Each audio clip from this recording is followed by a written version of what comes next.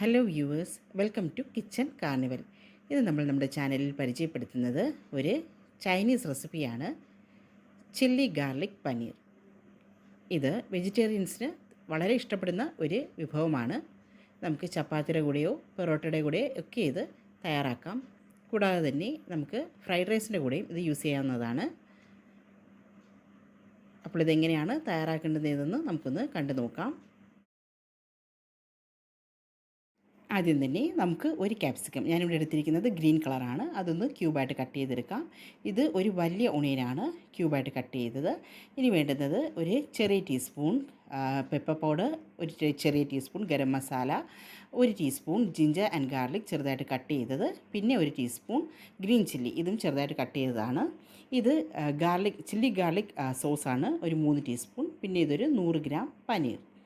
ഇത് കോൺഫ്ലോറും പിന്നെ നമ്മുടെ ഓൾ പർപ്പസ് ഫ്ലോറും, അതായത് മൈദ, ഇത് രണ്ടും 2 ടീസ്പൂൺ വീതം എടുത്തതാണ്.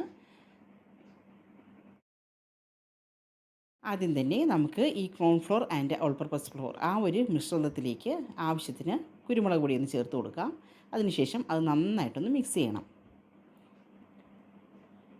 ഇനി നമുക്കിതിലേക്ക് പനീർ ഒന്ന് ആഡ് ചെയ്യാം. ഈ ഒരു പേസ്റ്റ് നമ്മൾ വെള്ളത്തിൽ കലക്കുക ഒന്നും വേണ്ട, കാരണം പനീറിൽ ചെറിയൊരു ഈർപ്പമുണ്ടല്ലോ. അപ്പോൾ അത് നന്നായിട്ട് ഈ ഒരു പൗഡർ ഇതിലേക്ക് കോട്ടാവും. നമുക്കിതൊന്ന് മിക്സ് ചെയ്ത് കൊടുക്കാം. ഇപ്പം തന്നെ നിങ്ങൾക്ക് കാണാമല്ലോ, ആ ഒരു പൗഡർ നന്നായിട്ട് ആ പനീറിൽ മിക്സ് ആയിട്ടുണ്ട്. നമുക്ക് എല്ലാ പനീറും അങ്ങനെ ഒന്ന് മിക്സ് ചെയ്തെടുക്കാം. ഇതിപ്പോൾ നമ്മളെല്ലാം മിക്സ് ചെയ്തെടുത്തിട്ടുണ്ട്. ഇനി നമുക്ക് ഒരു പാനിലേക്ക് കുറച്ച് എണ്ണയൊന്ന് ഒഴിച്ചു കൊടുക്കാം. ഞാനിവിടെ സൺഫ്ലവർ ഓയിലാണ് യൂസ് ചെയ്തിരിക്കുന്നത്.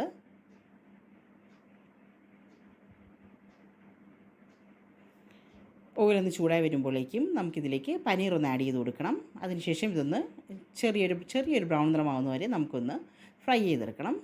നമുക്ക് പനീറൊക്കെ ഒന്ന് ആഡ് ചെയ്ത് കൊടുക്കാം. ഇടയ്ക്കിടയ്ക്ക് ഒന്ന് തിരിച്ചും മറിച്ചും ഇട്ട് കൊടുത്ത് ഇതൊരു ബ്രൗൺ കളറിൽ നമുക്കൊന്ന് ഫ്രൈ ആക്കി എടുക്കണം. ചെറിയൊരു ബ്രൗൺ കളർ വന്നാൽ മതിയാകും, പനീർ പെട്ടെന്ന് വേകും.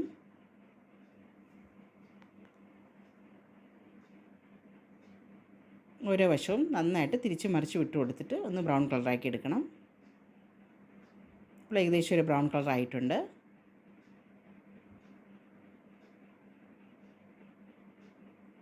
ഇനി നമുക്കിത് മറ്റൊരു പാത്രത്തിലേക്ക് മാറ്റാം. ഇതിപ്പോൾ നമ്മളൊരു പാത്രത്തിലേക്ക് മാറ്റിയതാണ്.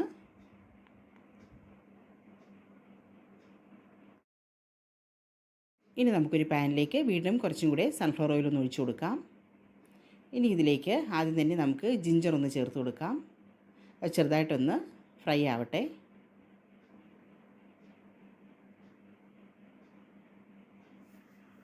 ജിഞ്ചർ ചെറുതായിട്ടൊന്നൊരു മൂത്ത ഒരു മണം വരുമ്പോഴേക്കും നമുക്കതിലേക്ക് ഗാർലിക് ഒന്ന് ആഡ് ചെയ്ത് കൊടുക്കണം.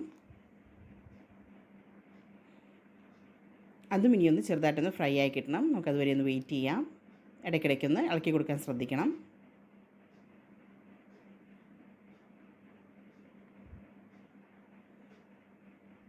ഇനി നമുക്കിതിലേക്ക് ക്യൂബാക്കി വെച്ചിരിക്കുന്ന ഓണിയൻ, ചെറിയ ക്യൂബ്സാണ് ഓണിയൻ, അതും കൂടെ ഒന്ന് ആഡ് ചെയ്ത് കൊടുക്കാം. ഇതുകൂടെ ഒന്ന് ഫ്രൈ ചെയ്ത് കൊടുക്കണം. ഒത്തിരി ഒരു ബ്രൗൺ കളർ ആവേണ്ട, ചെറിയൊരു ബ്രൗൺ കളർ ആയാൽ മതിയാകും.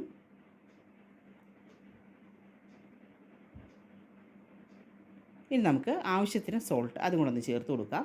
സോസിൽ കുറച്ച് സോൾട്ട് കാണാനുള്ള ചാൻസ് ഉണ്ട്, അതുകൊണ്ടിട്ട് വളരെ കുറച്ച് സോൾട്ട് മാത്രം ഇടാനായിട്ട് ശ്രദ്ധിക്കുക. നമുക്ക് വീണ്ടും ഒന്ന് മിക്സ് ചെയ്ത് കൊടുക്കാം. സോൾട്ട് ഇട്ട് കൊടുക്കുമ്പോഴേക്കും പെട്ടെന്ന് തന്നെ ഉണിയും ഫ്രൈ ആയി കിട്ടും.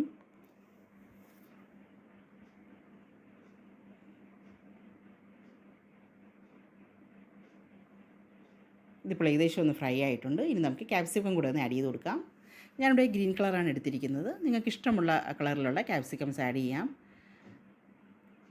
പല കളറിലുള്ള ക്യാപ്സിക്കംസ് വളരെ നല്ലതാണ്. ആൻറ്റി ഓക്സിഡൻസ് ധാരാളം ഉള്ളതുകൊണ്ട് അത് ഹെൽത്തിനൊക്കെ വളരെ നല്ലതാണ്. എപ്പോഴും നമ്മുടെ ഫുഡിൽ കുറച്ച് കളറൊക്കെ ആഡ് ചെയ്യാനായിട്ട് പ്രത്യേകം, അതായത് ഇതുപോലുള്ള നാച്ചുറൽ കളേഴ്സ് വെജിറ്റബിൾസൊക്കെ ആഡ് ചെയ്യുമ്പോൾ പലതരത്തിലുള്ള വെജിറ്റബിൾസ് ആഡ് ചെയ്യാനായിട്ട് ശ്രദ്ധിക്കണം.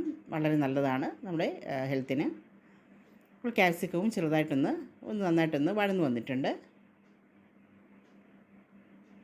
ഇനി നമുക്കിതിലേക്ക് പൊടികളൊക്കെ ചേർത്ത് കൊടുക്കാം. ഞാനിപ്പോൾ ചേർത്തത് മസാലപ്പൊടിയാണ്. കുരുമുളക് പൊടി നമ്മൾ ആദ്യമേ ചേർത്തിരുന്നു, അതുകൊണ്ട് ഇനി ഇത് ചേർക്കേണ്ടത് ആവശ്യമില്ല. ഇനി ആ മസാലയുടെ മണമെല്ലാം ഒന്ന് മാറി അത് നന്നായിട്ടൊന്ന് വഴന്ന് വരട്ടെ. അതുവരെ നമുക്കൊന്ന് വെയിറ്റ് ചെയ്യാം. ഇനി ഇതിലേക്ക് ഇതിൻ്റെ പ്രധാന ഇൻഗ്രീഡിയൻറ്റ്, അതായത് ചില്ലി ഗാർലിക് സോസാണ് ഞാൻ ചേർക്കുന്നത്. ഞാനിതിവിടെ 3 ടീസ്പൂണാണ് എടുത്തത്. എരിവ് കൂടുതലായിട്ട് ആവശ്യമുള്ളവർക്ക് കുറച്ചും കൂടെ ചേർക്കാവുന്നതാണ്. 4 5 ടീസ്പൂൺ ചേർക്കാവുന്നതാണ്. ഇനി നമുക്ക് വീണ്ടും ഇത് നന്നായിട്ടൊന്ന് മിക്സ് ചെയ്യണം.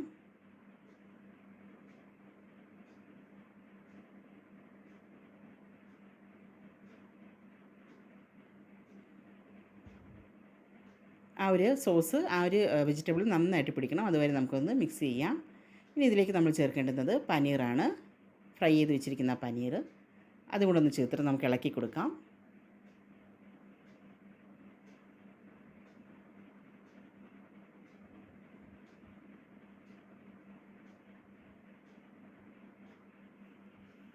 ഇനി ലാസ്റ്റായിട്ട് നമുക്ക് എരിവിന് വേണ്ടിയിട്ട് അല്പം ഗ്രീൻ ചില്ലി കൂടെ ചേർത്ത് കൊടുക്കാം. അതും എല്ലാവരുടെയും എരിവിനനുസരിച്ചാണ്. ഞാനിവിടെ 3 എണ്ണമാണ് എടുത്തിരിക്കുന്നത്. നിങ്ങൾക്ക് എരിവ് കൂടുതലായിട്ട് ആവശ്യമുണ്ടെങ്കിൽ കൂടുതൽ ചേർക്കാവുന്നതാണ്. എന്നിരുന്നാലും അധികം ചേർക്കേണ്ട, കാരണം സോസിൽ ഓൾറെഡി ചില്ലി ഗാർലിക് സോസാണല്ലോ. അപ്പോൾ അധികം എരിവായാൽ വളരെ എരിവായിട്ട് തോന്നും. അപ്പോൾ ഒരു 3 ഗ്രീൻ ചില്ലി ആയിരിക്കും കൂടുതൽ നല്ലത്. അപ്പോൾ നമ്മുടെ chilli garlic paneer recipe ready ആയിട്ടുണ്ട്. നമുക്കിതൊരു ബൗളിൽ സെർവ് ചെയ്യാം. ഞാനിതിന് ഗാർണിഷ് ചെയ്യാനായിട്ട് യൂസ് ചെയ്തിരിക്കുന്നത് ചെറിയ സെസേം സീഡ്സ് ആണ്. ചെറിയ വെള്ള എള്ള് അത് വെച്ചിട്ടാണ് ഞാനൊന്ന് ഗാർണിഷ് ചെയ്തിരിക്കുന്നത്.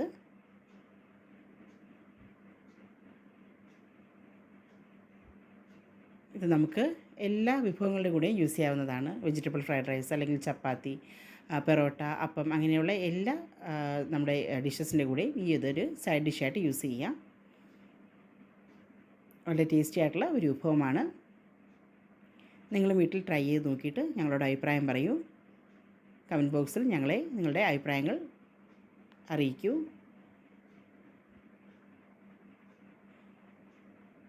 എല്ലാവർക്കും തന്നെ ഈ ഒരു റെസിപ്പി ഇഷ്ടമായെന്ന് കരുതുന്നു. ഇനിയും മറ്റൊരു റെസിപ്പിയുമായിട്ട് അടുത്ത എപ്പിസോഡിൽ കാണാം.